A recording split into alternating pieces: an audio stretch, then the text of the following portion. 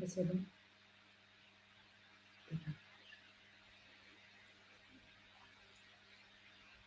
Bonsoir à tous et bienvenue pour notre webinaire durant la semaine de l'évolution professionnelle. Moi, je me présente, Laurence Derveillé, conseillère en évolution professionnelle, et ma collègue. Alors, bonjour et bonsoir. Je me présente, je suis Maëva Marie, conseillère en évolution professionnelle sur l'île de la Réunion et plus particulièrement sur le secteur nord-est de Saint-André à Saint-Denis de la Réunion. Voilà, on vous accueille ce soir pour la thématique suivante. Comment je suis salariée et comment dynamiser ma recherche d'emploi. Alors, pour commencer, vous avez la possibilité de poser des questions via le chat et nous allons un petit peu changer la méthode. Nous allons répondre en direct à quelques questions pendant le chat après les différents slides envoyés.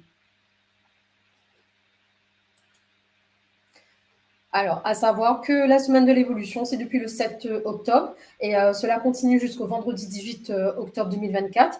En partenariat, vous avez l'APEC et Avenir Actif, c'est les opérateurs en conseil en évolution professionnelle pour le secteur privé indépendant. Et ensuite, il faut savoir que ces événements sont 100% gratuits et accessibles à tous. Vous pouvez revoir les replays à partir du 21 octobre.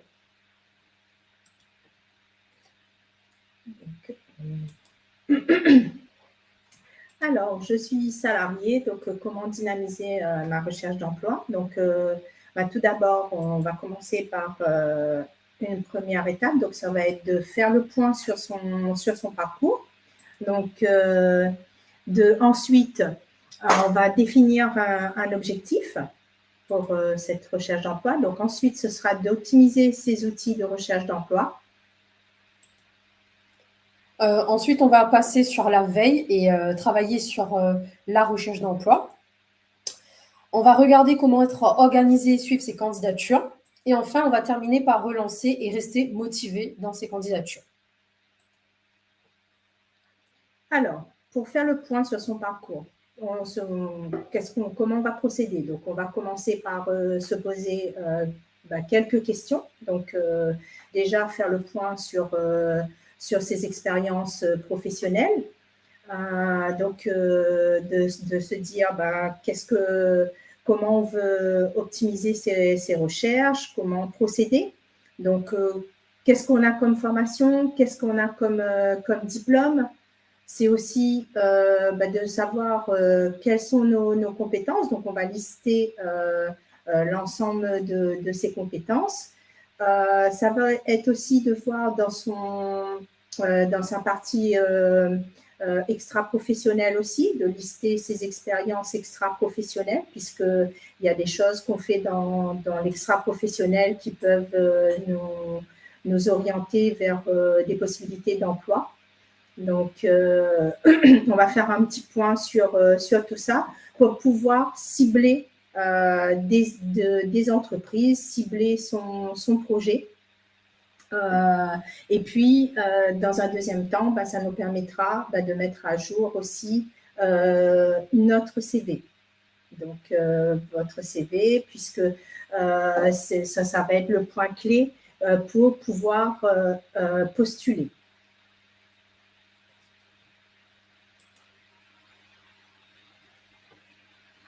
Alors, pour continuer dans ce projet de recherche d'emploi, la deuxième étape, ça serait de déterminer un projet pour cibler sa recherche d'emploi. Tout d'abord, nous avons quelques questions à nous poser. Que souhaitez-vous faire et ne plus faire? Quelles sont vos envies, vos motivations? Quels sont vos objectifs? Quel est le projet? Est-il réaliste et faisable? Alors, ce bilan va vous permettre de cibler divers types de structures qui conviendra le mieux à votre situation. À savoir que quand nous nous posons ces questions, nous souhaitons vraiment enquêter sur le secteur que vous recherchez le type de poste que vous visez, le contrat, mais aussi le salaire, la mobilité géographique et aussi l'environnement dans lequel vous souhaitez travailler. Ces questions vont vous permettre, bien sûr, de dresser un bilan de ce que vous ne souhaitez plus faire et de ce que vous souhaitez faire. Comme nous sommes salariés dans une entreprise, nous savons très bien que nous souhaitons trouver un meilleur environnement, en tout cas, dans l'entreprise future. Ces questionnements vont vous permettre de répondre et de trouver l'offre d'emploi la mieux adaptée à votre situation. Ce sera vraiment de définir vraiment le type de poste, la taille d'entreprise aussi. Peut-être qu'aujourd'hui, vous travaillez dans une petite entreprise et que vous souhaitez travailler dans une plus grande ou inversement. C'est aussi de savoir si vous voulez évoluer vers un poste à responsabilité donc, ou un nouveau domaine.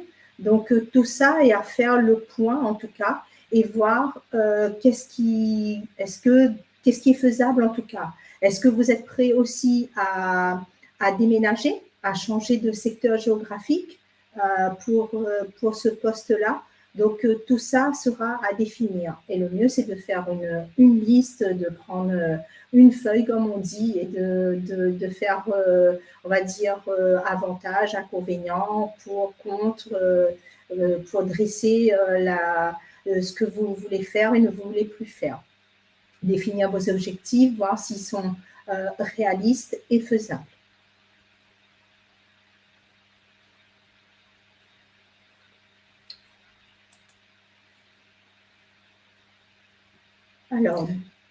Alors, définir ses objectifs professionnels.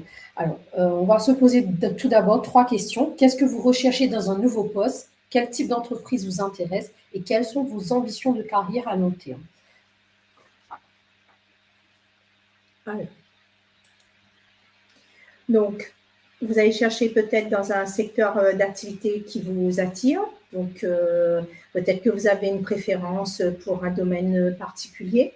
Donc, c'est le moment de le faire, de définir. Donc, ce sera vraiment en fonction de vous, de votre expérience.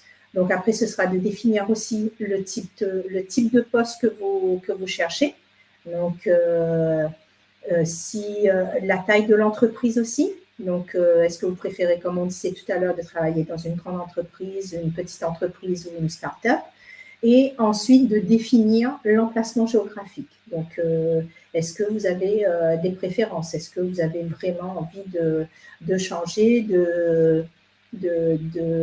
soit de vous rapprocher de chez vous, ça peut être ça aussi, ou de quitter, d'aller dans une nouvelle région, d'aller à l'aventure aussi, où il y a des opportunités, en tout cas plus riches qu'à côté de chez vous. Alors, pour ça, une fois que vous avez déterminé la nature du poste, le domaine, le secteur géographique, vous allez commencer à faire vos recherches. Mais pour aller au bout de cette recherche-là, vous avez une étape importante à faire, c'est de mettre à jour votre CV et votre lettre de motivation.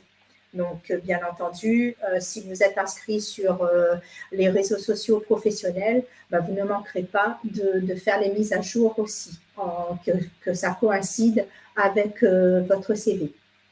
D'accord? Donc, alors ma collègue va vous parler du CV. Alors, le CV, c'est un outil de communication. Il doit être clair, concis, lisible et agréable à lire. Il présente uniquement des éléments pertinents en lien avec le poste visé. À savoir qu'il ne faut pas négliger un CV, puisque vous allez sur une recherche d'emploi. Du coup, il faut vous assurer que les coordonnées et les informations qui y figurent sont bien à jour. Soyez précis sur votre expérience et vos compétences. N'hésitez pas à détailler vos compétences et surtout vos expériences. C'est très important de mettre les missions et les tâches. Quoi de plus précis si vous travaillez par exemple sur un secteur dans le domaine bancaire ou dans le commerce, de mettre des chiffres. Les chiffres sont très importants sur le CV. Donnez aussi la preuve que vous correspondez au CV. N'hésitez pas, au poste surtout, n'hésitez pas à mettre sur votre CV le titre du métier que vous souhaitez postuler, mais aussi une accroche qui soit pertinente et convaincante auprès de l'interlocuteur qui va lire votre CV. Cette accroche doit pouvoir susciter l'intérêt de cette personne à vous appeler dans les minutes qui suivent pour éventuellement un entretien. Et ensuite, voilà, donner l'envie à l'employeur d'en savoir plus sur vous et pour la proposition d'un entretien.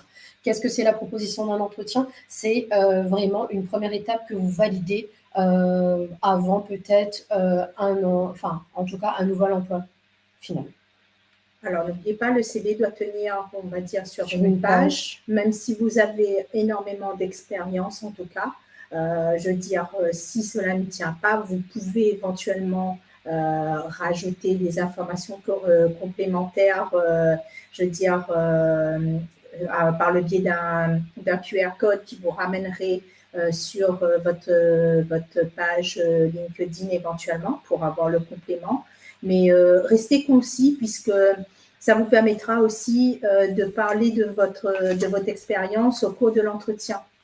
Ne dévoilez pas tout sur votre CV. Laissez des choses à dire à l'entretien à votre futur employeur, puisque il faut susciter l'envie de cette entreprise à vous donner un entretien.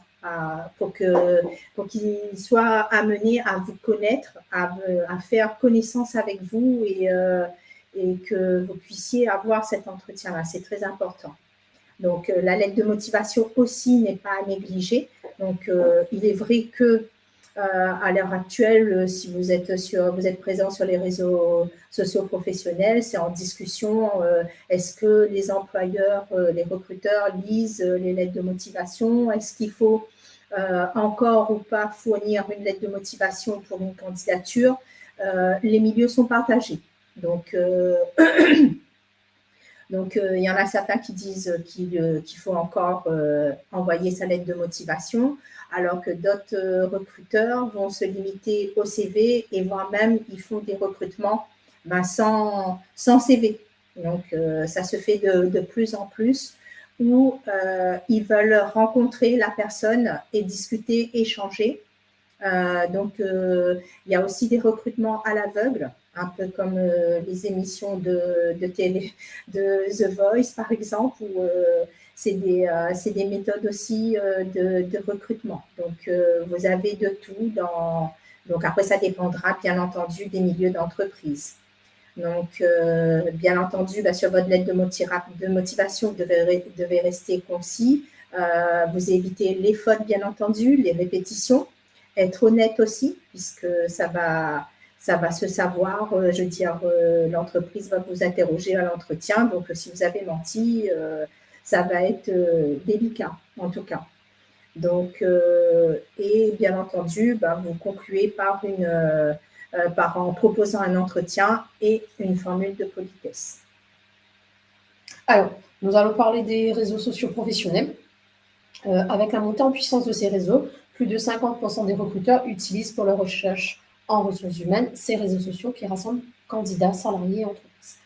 Nous allons parler tout d'abord du marché caché qui représente bien plus du pourcentage, 70%.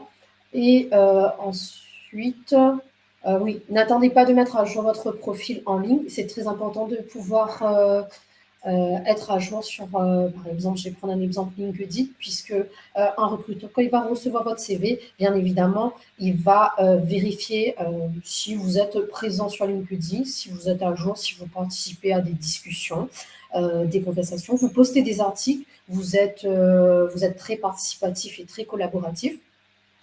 Très important pour un recruteur en tout cas.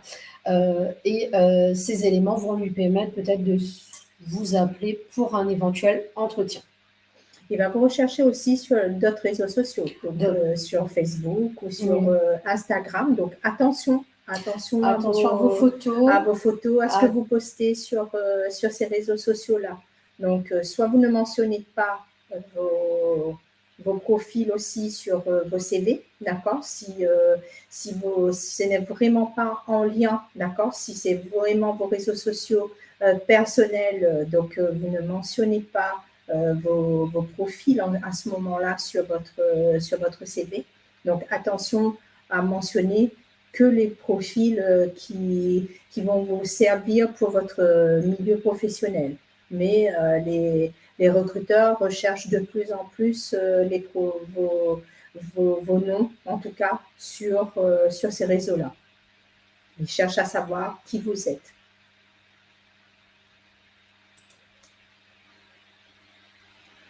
Alors, donc on va vous indiquer aussi de quelle manière et sur quel, on va dire, site que vous pouvez mettre à jour ou faire votre CV, puisque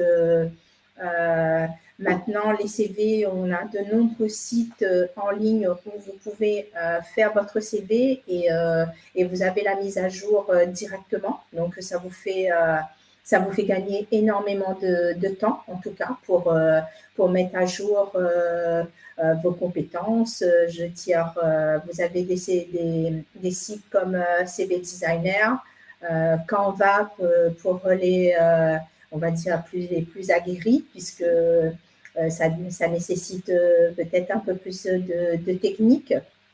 Vous avez CV Maker ou CV Smash où l'utilisation est très simple, c'est-à-dire que vous avez toutes les rubriques qui figurent sur les CV et ça vous permet justement de ne pas oublier de rubriques, donc de ne pas faire apparaître aussi les critères discriminatoires tels que l'âge, la situation familiale.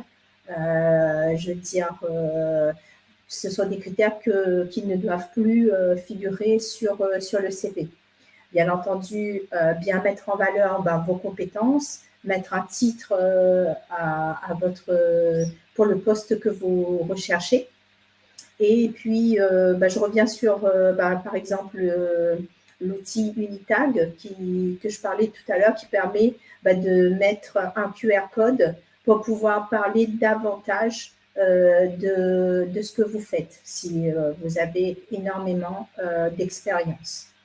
Donc voilà.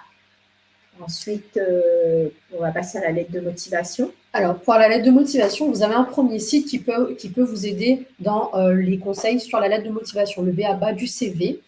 Ensuite, vous avez réussir CV lettre de motivation sur le site de EmploiStop. Un deuxième outil qui peut vous aider, c'est Canva, où vous pouvez créer des lettres de motivation modernes. Vous pouvez aussi personnaliser votre candidature avec le créateur de lettres de motivation en ligne de Canva, qui est totalement gratuit. À savoir que les sites que vous pouvez créer votre CV qu'on vous a fourni sont totalement gratuits. Vous avez aussi des modèles premium, mais les sites gratuits peuvent être suffisants dans la création de CV et de lettres de motivation. Ensuite, vous avez les réseaux sociaux professionnels. Vous avez toujours EmploiStop, où vous pouvez utiliser le b.a.-ba des réseaux professionnels pour votre recherche d'emploi, mais vous avez aussi les réseaux professionnels, tels que LinkedIn, Facebook, Twitter ou encore Instagram. Vous pouvez suivre des entreprises et des recruteurs sur les différents réseaux sociaux, participer à des discussions, participer à des événements, que ce soit comme ce soit en webinaire, sur des salons de la reconversion ou pendant des foires, des ateliers ou des journées de l'emploi ou de l'insertion, ou encore, ce qui est d'actualité actuellement, c'est des after-work. Vous pouvez participer à des salons de l'emploi, des ateliers, des séminaires, donc sur les thématiques de l'emploi, de l'évolution professionnelle.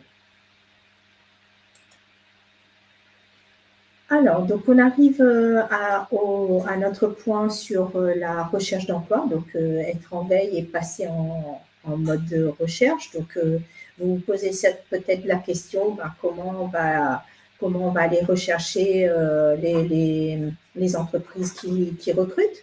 Donc, vous avez bien entendu le premier Je veux dire, c'est vrai que si vous regardez la slide, elle va apparaître en dernier, mais généralement, la première chose qu'on pense, c'est à son réseau professionnel en tout cas, donc son réseau personnel et professionnel, parce que quand on commence à rechercher un emploi, quand on veut changer d'emploi, la première chose qu'on pense, c'est on en parle autour de soi. Donc, on en parle dans sa famille, on en parle dans son réseau d'amis. Ça peut être aussi, je veux dire, à des personnes qui transitent, enfin, qui viennent dans notre entreprise, c'est des prestataires extérieurs où on va demander, ben, est-ce que vous recherchez quelqu'un chez vous? Voilà, moi, ça m'intéresserait de faire tel poste, tel emploi. Donc, je veux dire, ça reste la plus grosse source, en fait, d'offres, en tout cas, puisque, comme on disait tout à l'heure, les offres d'emploi sont cachées. Donc, elles sont dans le réseau, c'est-à-dire qu'elles ne vont pas forcément apparaître sur les sites d'emploi. Mais, je veux dire, en deuxième, on va dire, aller en deuxième position, et ben, ce qu'on va faire, c'est aller sur les sites d'emploi. Donc, le premier qu'on va penser, ça va être France Travail. On va aller rechercher les offres qui nous intéressent, en tout cas, les offres de poste qui nous intéressent. En deuxième lieu, on va lancer la recherche des différents sites d'emploi sur Internet, et puis où on va chercher offres, je ne sais pas, postes dans le marketing, dans la vente, etc. Et puis, le moteur de recherche va nous proposer différents sites d'emploi, les entreprises qui recrutent. On va aller aussi, comme on est sur les réseaux sociaux, on va aller aussi rechercher sur les réseaux sociaux les offres, on va identifier les entreprises de cette façon-là. Et puis, il y a aussi les candidats, les entreprises qu'on va cibler, parce que c'est des entreprises qui nous intéressent, qu'on a un ami ou une connaissance qui travaille dans cette entreprise et qui est bien, et puis qu'on se dit voilà, qu'on aimerait bien postuler. Et puis, en dernier lieu, vous avez aussi à vous abonner à des sites d'emploi, les job boards, où vous allez pouvoir recevoir des alertes régulièrement sur les postes que vous recherchez. Donc voilà, là, vous avez tous les outils, en tout cas, pour vous permettre de faire votre recherche d'emploi. Donc, elle ne fait que commencer, et je tire, et ça va vous demander, bien entendu, de lister, bien entendu, tous les offres qui vous intéressent, les entreprises, et pour commencer à postuler. Alors, pour rechercher un emploi, là, nous avons cité en tout cas quelques sites utiles pour votre recherche. Bien évidemment, on rejoint le premier, c'est Pôle emploi. Ensuite, en second, vous avez l'APEC. Après, vous avez des sites job board tels que Hello Work, Monster, Indeed, Cadre emploi. LinkedIn, bien entendu, qu'on répète, puisqu'on a beaucoup d'offres par le biais de ce réseau. Donc, et bien d'autres. Oui. En fait, pour rechercher un emploi sur les job boards, qui est le plus gros vivier d'offres d'emploi disponibles, il faudrait, en tout cas, si vous êtes sur ces sites, que vous paramétrez votre réponse vous paramétrez votre réponse pour trouver un travail. Vous pouvez aussi, comme ma collègue vous a dit, créer des alertes pour être notifié en temps et en heure des offres d'emploi qui correspondraient à votre profil, mais aussi au poste que vous avez émis sur le site. N'hésitez pas à consulter votre boîte mail tous les jours pour ne pas rater une opportunité professionnelle. Vous pouvez aussi trouver des entreprises qui recrutent, bien sûr, sur la bonne boîte qui est reliée à Pôle emploi, et bien sûr sur le site de l'APEC. Vous pouvez aussi très bien trouver d'autres sites des entreprises qui recrutent. On va reparler un petit peu de LinkedIn, puisque LinkedIn aussi met ses offres d'emploi directement sur le site. Vous pouvez directement postuler en message privé, envoyer votre candidature en message privé et peut-être être recruté plus rapidement sur LinkedIn que sur les sites publics. Puisque là, sur les sites qu'on a parlé, c'est des sites publics. LinkedIn reste quand même un réseau privé, un réseau marché caché, qui diffuse quand même plus de 70% des offres d'emploi. Tout à fait. Alors, bien entendu, pour mener une recherche d'emploi, ça nécessite d'être très organisé. D'accord? Donc, on sait que vous travaillez et que ce n'est pas évident. Mais je veux dire, si vous commencez à postuler, enfin, vous commencez vos recherches et vous commencez à envoyer des candidatures, il sera donc nécessaire de vous faire un planning, bien entendu, donc à savoir quand c'est que vous allez mener vos recherches, puisque comme vous travaillez la journée, enfin vous allez faire la journée ou le soir, hein, donc ce sera en fonction de votre emploi du temps. Donc vous allez consacrer quelques heures, en tout cas, en dehors de votre temps de travail, d'accord? Donc ensuite, vous allez bien entendu faire un tableau de suivi de vos candidatures, c'est-à-dire dans ce tableau-là, vous allez lister le nom de l'entreprise, le poste, la date à laquelle vous avez postulé, l'intitulé du poste, bien entendu, donc le contact que vous avez eu, donc tous ces les dates la date à laquelle vous avez envoyé votre candidature et la date à laquelle vous allez relancer l'entreprise.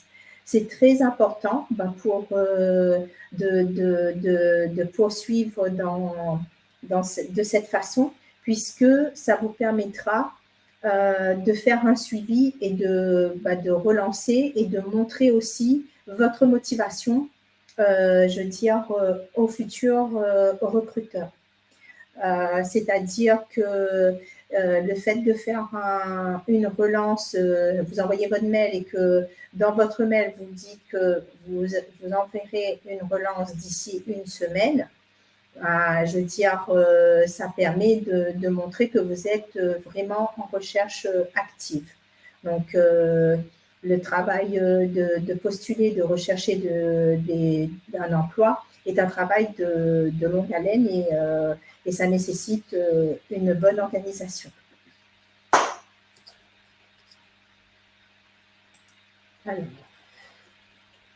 Alors, nous allons lire la question de Corinne. Alors, nous allons remonter et lire rapidement les questions et répondre aussi à vos questions.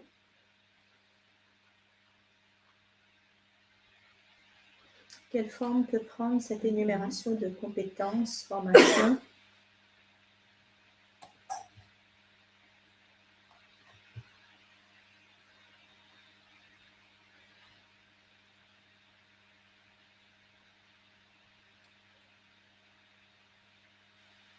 Vous pouvez lister, je suppose, une énumération des compétences ou formations. Enfin, je veux dire, en tout cas, si c'est sur le CV, donc vous avez une rubrique pour chaque onglet, on va dire. Hein. Vous aurez une rubrique compétences, une rubrique formation où vous allez mettre les formations que vous avez effectuées. Donc, bien entendu, qui sera notée par ordre chronologique, c'est-à-dire de la plus récente à la plus ancienne.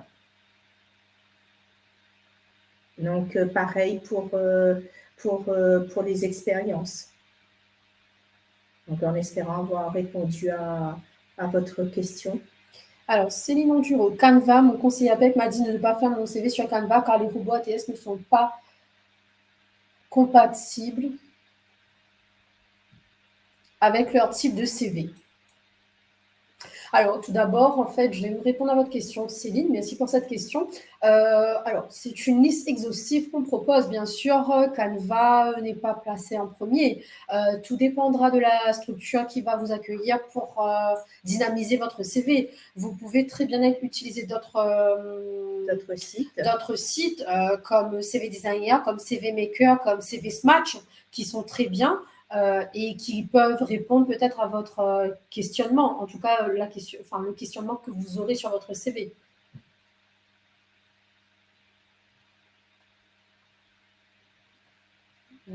Est-ce que les CV réalisés sur les logiciels sont lisibles par tous les outils de sélection ATS? Normalement, oui. Moi aussi, je dirais oui, mais après, tout dépendra. Alors, tout dépendra de la structure après, puisque certaines structures imposent en fait un CV. Par exemple, on va prendre un exemple.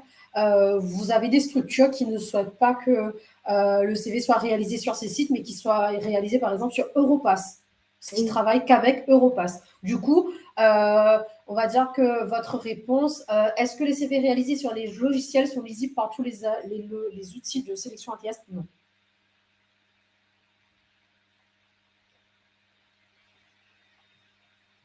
Alors, ensuite...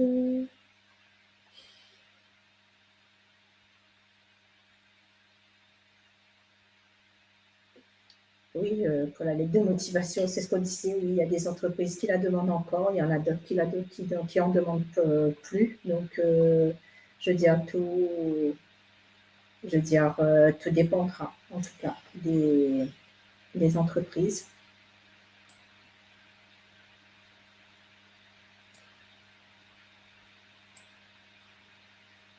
Alors, vous avez déjà posé beaucoup de questions. On ne sait pas si on pourra tous les répondre. On essaie de prendre au mieux là. Alors, je descends, je pense. Alors, ça on a déjà fait. Alors, j'ai vu une autre question de Corinne Catelin. J'ai essayé de... Dans le cas d'une candidature spontanée, la lettre de motivation peut être utile pour expliquer son intérêt. Oui, je vous rejoins, Corinne Catelin, mais après, tout dépend des entreprises. Aujourd'hui, on est en 2024. Certaines entreprises souhaitent que le CV ait rencontré vraiment le candidat pour pouvoir discuter avec lui de la réalité du poste qu'il attend, mais aussi connaître aussi sa motivation et son intérêt pour cette future entreprise. Mettez le titre pour le poste que vous postulez. Oui. Ah, c'est répond à quelqu'un. Oui. D'accord. Je suis de la date. Donc, alors, il semble qu'il y ait de plus en plus de sociétés qui publient des offres, mais que derrière le recrutement se fait en interne ou c'est tout simplement une offre bidon. Le poste est déjà pourvu. Quel est l'intérêt de faire cela? Oui, malheureusement, c'est des choses qui peuvent arriver. Je veux dire, après, c'est des sociétés qui ont, je veux dire, ils ont une obligation en fait de publier l'offre, puisque pour justifier du recrutement, en tout cas, c'est une obligation. Après, oui, je ne vous cache pas que derrière, les recrutements ont été déjà faits, en tout cas. Donc, je veux dire, où ils ont déjà sélectionné quelqu'un. Donc, oui, malheureusement, ça, c'est des choses qui existent un peu partout. Alors, après avoir postulé, Audrey César, après avoir postulé, on reçoit parfois des mails génériques disant que si sous 3 semaines, nous n'avons pas de réponse, il faut considérer que notre candidature n'est pas retenue. Comment relancer dans ces cas-là? Alors, pour la relance, en fait, on va dire qu'on se limite à 1 semaine après un entretien. 1 semaine, c'est très bien pour relancer la personne qui vous a recruté, déjà lui remercier pour cet entretien et lui demander si, en tout cas, prendre les informations concernant l'entretien. Est-ce qu'il y a une réponse? Est-ce que ils ont déjà trouvé le candidat ou comment vous dire ça? Est-ce que le poste est pourvu, en fait. Mais pas 3 semaines. 3 semaines, ça fait quand même assez long, en fait. Oui, tout à fait. Alors, est-ce qu'on a un exemple de fiche de suivi de candidature? Écoutez, oui, on en a, comme vous pouvez aussi la faire vous-même de façon très simple. Hein. Donc, je veux dire, de manière à ce que vous vous retrouviez. Hein. Je veux dire que ce soit familier pour vous. Donc, ça va être un tableau tout simple où vous mettez le nom de l'entreprise, comme je disais, le poste pour lequel vous postulez, la date où vous avez envoyé votre candidature.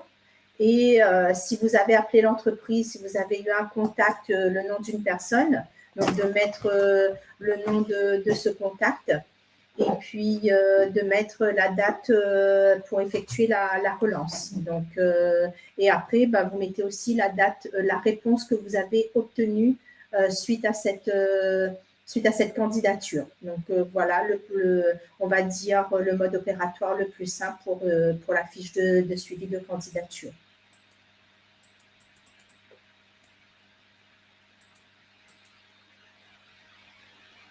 Donc, on va reprendre. Alors, est-ce qu'on a fait le tour? Pouvez-vous écrire la liste de cet outil pour le CV dont vous venez de parler? Ah, c'est CV Smash. Donc, on va vous l'écrire. Voilà.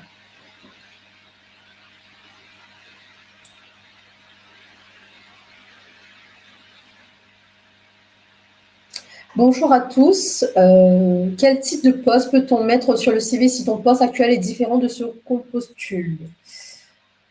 Alors, tout d'abord, quand vous postulez un nouveau poste, il faut déjà regarder les compétences que vous avez. Est-ce que c'est des compétences qui sont transférables et transversales? Ensuite, si c'est un nouveau poste, imaginons que je suis conseillère en insertion professionnelle et je postule sur un poste de formateur, je vais bien sûr regarder les compétences transversales que j'ai. Je vais mettre en priorité sur la partie compétences et je peux mettre le titre du métier qui est formateur. Est-ce que j'ai répondu à la réponse de Monsieur Saïd?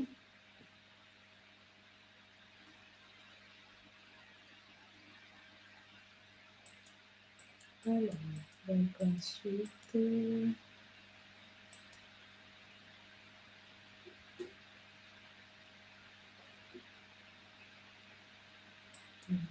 Oui. Oui, très bon conseil. Très bon conseil de Madame Rabat.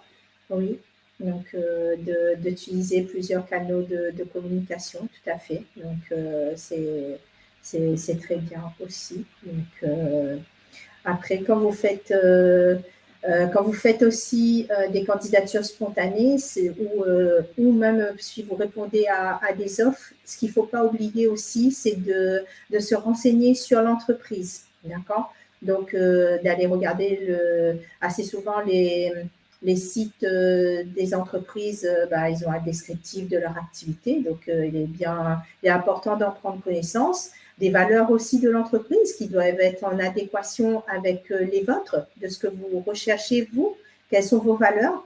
Donc, il est très important quand vous postulez donc, de bien regarder ces critères-là et puis de vous renseigner auprès des salariés. Hein, je veux dire, si c'est dans votre région, donc quelquefois, vous pouvez connaître des personnes qui y travaillent. Ça peut être les amis de mes amis, de la famille, et donc de vous renseigner sur l'entreprise, de savoir comment ça se passe dans cette entreprise-là. Est-ce que c'est bien? Est-ce que ça vous correspondrait?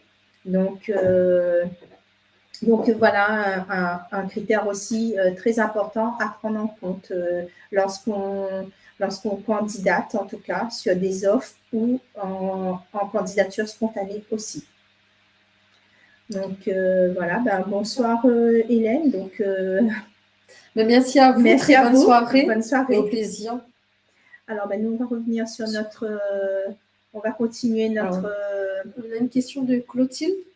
Est-ce que c'est en plus de mettre sur un CV qu'on a fait un bilan de compétences? Je, je dirais que c'est du personnel, le bilan de compétences, c'est vraiment faire le point sur la situation, vraiment étayer le côté situation personnelle et professionnelle, travailler vraiment sur ce qui va sur votre métier actuel, sur votre situation personnelle et ce qui ne va plus, et ce que vous ne souhaitez plus dans votre vie professionnelle. Pour moi, ça Non, n'est pas important de le mettre et de le préciser sur le CV. non, c'est pas important, puisque je veux dire, le tout, c'est de savoir, de savoir où vous allez, c'est-à-dire quelle orientation le bilan de compétences vous a donné. Est-ce que ça doit vous mener vers une formation ou ça vous mène à un autre emploi et que que vous avez les compétences. Donc, je veux dire, mais il ne sera pas nécessaire de le mentionner que vous avez fait un bilan de compétences. Donc, je pense que c'est pour vous, c'est pour mieux vous situer, vous, dans à l'état actuel, dans le milieu professionnel, enfin, savoir où vous voulez vous orienter. Alors, faut-il mettre des références sur le CV? Des références, vous voulez dire?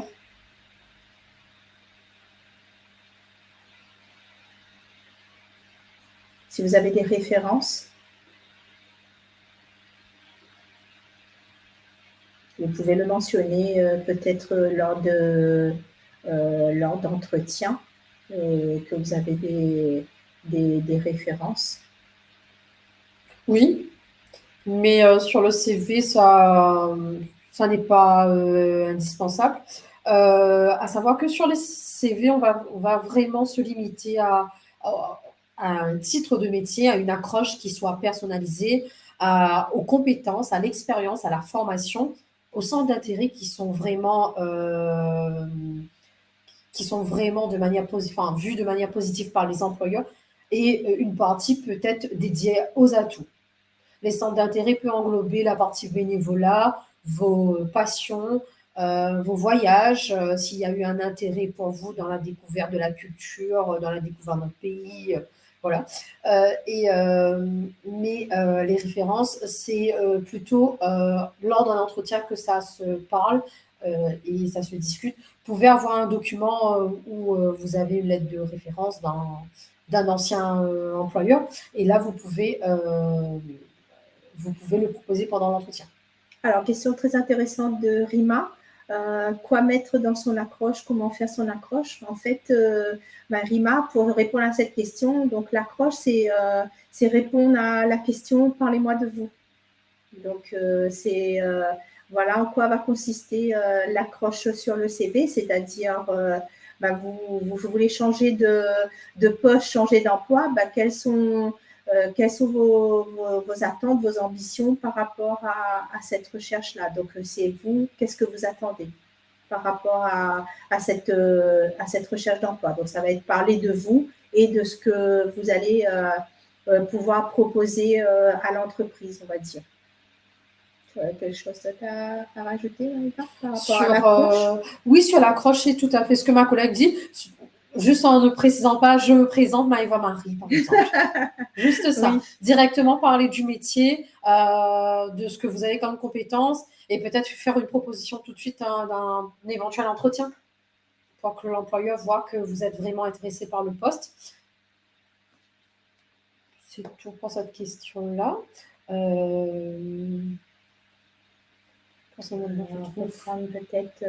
On va revenir après sur quelques questions. On va poursuivre notre présentation. Voilà.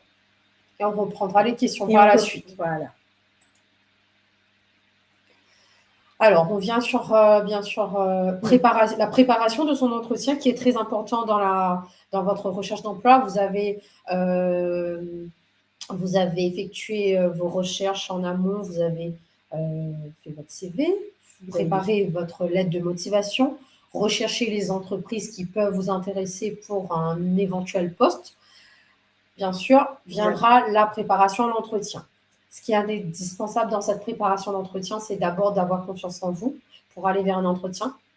c'est d'être assuré et de pouvoir valoriser son parcours. Quand on dit de la valorisation de son parcours, c'est être en accord avec son CV et sa lettre de motivation. C'est très important. Ça va être de parler de vous, en fait, de votre expérience, de pouvoir mettre en avant votre expérience sous forme d'exemples, de choses que vous avez réussi, d'accord? Donc, c'est comme ça que vous allez valoriser votre parcours, c'est en parlant d'une compétence ou d'une action que vous avez fait et qui se rapporte à ce qui sera demandé, une des compétences qui va se rapporter au poste pour lequel vous postulez, et de l'expliquer par le biais d'une expérience réussie dans votre précédent emploi, et qui permettra de montrer à l'employeur que ben voilà, vous savez, vous avez cette compétence, vous savez faire cette tâche-là, par exemple, et comment vous l'avez fait, comment vous l'avez menée, que c'était une réussite pour vous, et qu'est-ce que ça vous a apporté. Donc, pour préparer son entretien, vous avez plusieurs possibilités. Donc, là, on vous a indiqué quelques outils en ligne. Vous pouvez aussi utiliser, donc là, on a mis l'Emploi Store et l'APEC, bien entendu, mais vous pouvez aussi aller voir les vidéos sur YouTube. Vous avez aussi sur LinkedIn qui met en place aussi des formations pour se préparer à l'entretien d'embauche. L'exercice reste l'entraînement de simulation. Donc, si vous pouvez vous faire aider par un ami, un parent, donc de faire une simulation pour vous, de vous aider à répondre à quelques questions. Donc, on va dire celle qui revient le plus souvent, ça va être parlez-moi de vous. Ça va être quelle est votre qualité, ou votre défaut, par exemple. Donc, vous avez des vidéos qui sont très bien expliquées, comment vous pouvez comment répondre à ces questions-là, tout en vous mettant à votre avantage, bien entendu. Donc, le tout est de se mettre en valeur. Ça va être de tourner le défaut en qualité, on va dire. Donc vous avez ces sites-là qui vont bien vous aider à répondre à ces questions. N'oubliez pas de faire des recherches sur l'entreprise et l'employeur. C'est très, très important de pouvoir avoir les éléments nécessaires, des informations sur l'entreprise. Relisez aussi la fiche de poste. Si vous répondez à une offre d'emploi, c'est très important de connaître bien la fiche de poste, la description du poste, ce qu'on attend de vous, si le poste, si en tout cas vous êtes amené à vous déplacer, et aussi le salaire qui est précisé sur certaines offres d'emploi. Préparez aussi quelques questions à l'avance, puisque dans tout entretien, vous avez cette dernière question, avez-vous des questions? L'employeur va attendre beaucoup de cette question et surtout va attendre que vous soyez curieux et que vous n'hésitiez pas à poser des questions. Et donc, ensuite, on arrive sur les relances, en tout cas. Donc, je veux dire, vous avez candidaté. Bon, il arrive aussi que vous restez sans réponse, en tout cas. Donc, n'oubliez pas que les entreprises, selon son activité, donc, ils peuvent être débordés, d'accord? Donc, et ne pas avoir, je tiens forcément le temps de vous répondre. Donc, ce que vous pouvez faire, c'est de relancer l'entreprise. Donc, vous pouvez le faire par mail, comme vous pouvez aussi prendre votre téléphone et de passer aussi un appel. Ou si vous avez du temps, ça se fait aussi, c'est de passer dans l'entreprise, puisque vous pouvez très bien passer à l'improviste et rencontrer le directeur et à ce moment-là, de l'interpeller et d'avoir un entretien. Donc, il y a des postes comme ça qui ont été il y a des entretiens qui ont été décrochés de cette façon, des personnes qui ont obtenu des postes de cette façon-là. Donc, ça reste des méthodes. Je veux dire, bien qu'on est à l'ère du numérique, avec les relances via les réseaux LinkedIn ou via les mails, mais le face-à-face, la rencontre avec la personne reste tout de même la meilleure façon de se faire connaître et d'obtenir un entretien. Donc, comme on dit, une absence de réponse n'est pas forcément synonyme de refus. Donc, tout sera dans la réponse, donc dans la relance en tout cas, pardon. Donc, il est important de rester motivé. Donc, on sait que ça peut être long ou comme ça peut être très rapide aussi, puisque sachez compter sur votre réseau. On insiste beaucoup, c'est-à-dire que votre réseau personnel ou votre réseau professionnel, le réseau de connaissances des amis, et ben ça reste un moyen de faire diffuser son CV, d'obtenir un poste, en tout cas.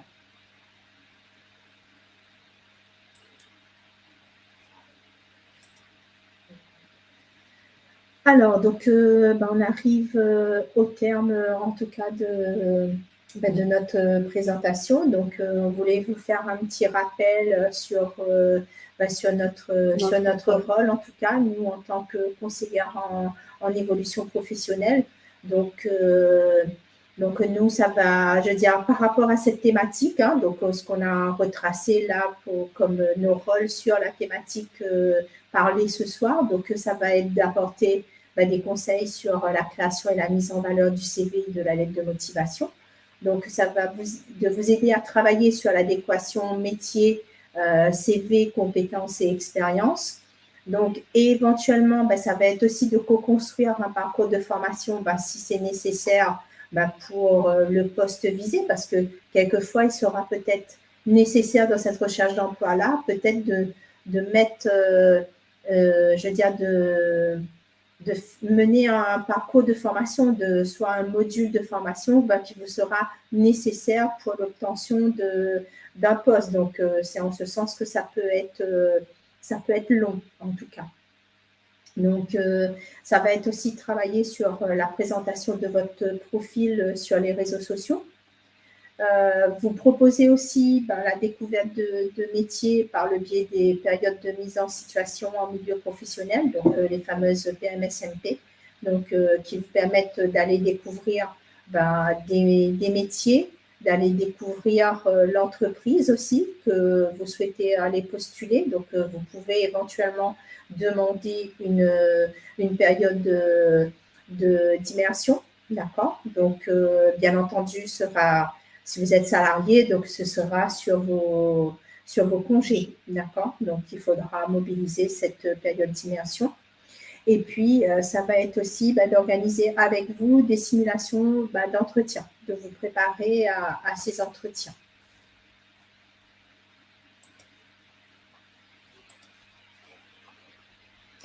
Alors, le conseil en évolution professionnelle, le CEP, c'est quoi? En fait, le CEP constitue un processus d'appui pour tous les salariés du privé et indépendants pour faire le point sur sa situation professionnelle et, le cas échéant, élaborer, formaliser et mettre en œuvre une stratégie visant à l'évolution professionnelle. Bien sûr, nous sommes des salariés sur un service de neutralité. Nous sommes gratuits, nous avons ce respect et cette confidentialité. Nous sommes accessibles sur les sites internet, sur toute la zone de l'océan Indien et bien sûr sur toute l'Hexagone. Alors, pour qui Avenir Actif est là pour les salariés et les indépendants, l'APEC pour les cadres, France Travail pour les demandeurs d'emploi. Vous avez la mission locale qui va intervenir pour les jeunes de moins de 26 ans et bien sûr le Cap emploi pour les personnes en situation de handicap. Donc, le CEP va accompagner sur plusieurs missions. Hein. Donc, on va être sur l'évolution professionnelle, c'est-à-dire que vous voulez évoluer sur un poste en interne. ou en externe. Donc, on va vous accompagner à cette évolution-là. Donc, s'il s'agit de mettre en place un parcours de formation pour cette évolution, un module de formation, donc on va le faire. Donc, ça va être aussi sur le développement des compétences. Donc ça va être par le biais de la VAE, donc la validation des acquis de l'expérience, donc pour acquérir pour avoir un diplôme en tout cas. Ensuite, sur un gros volet comme la reconversion professionnelle, donc le changement de métier. Donc là aussi, donc on va vous accompagner sur les dispositifs, les demandes de financement, travailler sur votre projet de formation ou de création d'entreprise, parce qu'on a aussi la création d'entreprise. Ensuite, sur le volet formation, qui sera aussi par le biais de la reconversion, puisque accéder à une certification par le biais de la reconversion, ou aussi pour aller sur une mobilité interne-externe, donc où les volets de formation seront aussi seront nécessaires. Alors, comment? Un conseil individualisé et adapté qui permet, bien sûr, d'exprimer sa demande et son besoin, d'accéder à un premier niveau d'information. C'est un premier rendez-vous, en fait, et on va échanger sur les métiers, l'offre de formation, l'environnement professionnel, sur les dispositifs de financement et vraiment sur votre besoin. Ensuite, ça sera d'identifier les démarches possibles et les éventuelles suites à donner. C'est-à-dire, lors de cet entretien, il y aura un plan d'action qui sera mis en place. L'accompagnement personnalisé permet bien sûr d'accéder à toute information utile pour l'élaboration et l'analyse à la faisabilité du projet, mais aussi de construire, comme je l'ai dit, un plan d'action pertinent et être accompagné dans sa mise en œuvre. Donc voilà, vous pouvez nous contacter par le biais du site internet moncep.org. D'accord. Et puis, dans vos régions, vous avez aussi les agences au plus proche de chez vous. Vous pouvez, bien entendu, trouver les coordonnées sur le site. D'accord. Et contacter votre conseiller pour avoir un premier rendez-vous et parler de votre situation, échanger sur votre situation professionnelle, sur l'emploi et sur votre projet. Donc voilà, nous vous remercions pour votre écoute et puis il nous reste encore quelques minutes, donc on pourra revenir sur les questions. Donc et tâchez d'y répondre en tout cas pour les quelques minutes qui va nous rester. Donc là, elle a déjà parlé de l'accroche. Alors, comment ne pas être parasite avec offres d'emploi qui ne sont pas en adéquation avec le salaire souhaité lorsqu'on utilise LinkedIn et éviter ainsi une perte d'énergie?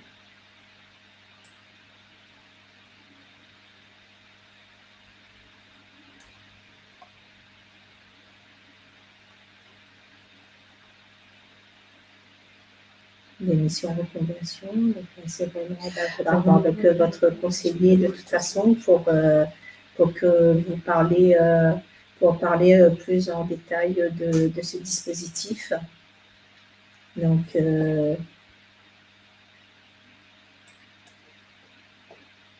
alors, ensuite.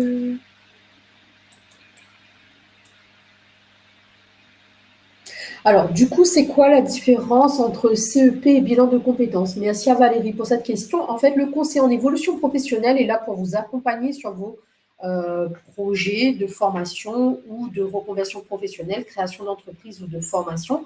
Un bilan de compétences est beaucoup plus personnel. La personne qui va vous accompagner sur un bilan de compétences va beaucoup travailler sur votre situation personnelle et professionnelle. Il va le travailler soit sur une durée de 7 heures à 24 heures maximum et va essayer de trouver, en tout cas par rapport à votre profil, la formation ou l'emploi qui correspondrait, puisque l'emploi que vous êtes actuellement ne vous correspond plus. Le CEP ne fait pas de bilan de compétences. Oui, mais Jusqu'à la voilà. Nous ne sommes pas habilités à faire des bilans de compétences, puisque des bilans de compétences durent beaucoup plus longtemps. C'est 24 heures. Voilà, de 7 heures à 24 heures. Alors qu'un rendez-vous avec un CEP, c'est un rendez-vous d'une heure, ça peut être sur plusieurs rendez-vous. Mais là, on travaille vraiment dans la co-construction du projet professionnel. La personne aurait une idée, mais elle, par exemple, elle n'est pas rassurée ou elle a besoin d'être rassurée. Et la PMSNP, l'émulation facile, est là pour faire découvrir à cette personne le métier et confirmer son projet professionnel. Vous pouvez éventuellement faire votre bilan c'est-à-dire nous-mêmes en tant que CEP, on peut vous orienter vers le bilan de compétences si vous ne savez pas ce que vous voulez faire, c'est-à-dire qu'on va utiliser, nous, les outils qu'on a à notre disposition pour faire émerger un domaine, on va dire un profil de métier. Mais si cela ne vous parle pas, en tout cas, donc on vous amènera vers le bilan de compétences pour approfondir ce projet-là. Et ensuite, vous pouvez revenir vers nous pour la mise en place du projet, puisque le bilan aura permis de mettre en évidence, je veux dire, un projet plus clair et plus défini. Voilà. Alors, désolé, ça a coupé. Sur le point 6, sur la motivation, c'est ça? C'était la relance. La relance? Oui. D'accord. Alors, vous avez une question plus... Ah, vous n'avez pas bien entendu peut-être, c'est ça. Donc, écoutez, c'est d'être proactif sur votre relance de candidature, en tout cas, de montrer votre motivation aux employeurs. Donc, c'est-à-dire que vous envoyez une candidature, vous n'attendez pas. Je veux dire, il faudra relancer au bout d'une semaine, en tout cas, pour vous assurer que votre candidature a été reçue. Est-ce que le poste est encore à pourvoir? Voilà, la relance vous permettra de poser d'autres questions, en tout cas, et de montrer que vous êtes vraiment motivé pour le poste. Et surtout, restez motivé puisque dans certaines candidatures, vous aurez des réponses entre 1 et 3 semaines et dans d'autres candidatures, ça peut prendre des mois en fonction des structures. Donc, voilà, en espérant qu'on a pu répondre à vos questions en tout cas. Donc, on était ravis d'être avec vous. Donc, merci de nous avoir accueillis ce soir, en tout cas. J'espère qu'on a pu vous apporter des conseils judicieux pour votre recherche d'emploi en tant que salarié. Merci à vous. Moi aussi, je souhaitais vous remercier. C'était une première pour nous de vous accueillir ce soir. Bien sûr, on est sur l'île de la Réunion. Du coup, avec le décalage horaire, merci à tout le monde d'avoir participé. Et merci pour votre soutien, puisqu'on a beaucoup de merci à vous. Merci beaucoup. Ça fait plaisir, en tout cas, d'avoir ces messages. Merci beaucoup. Merci à tous.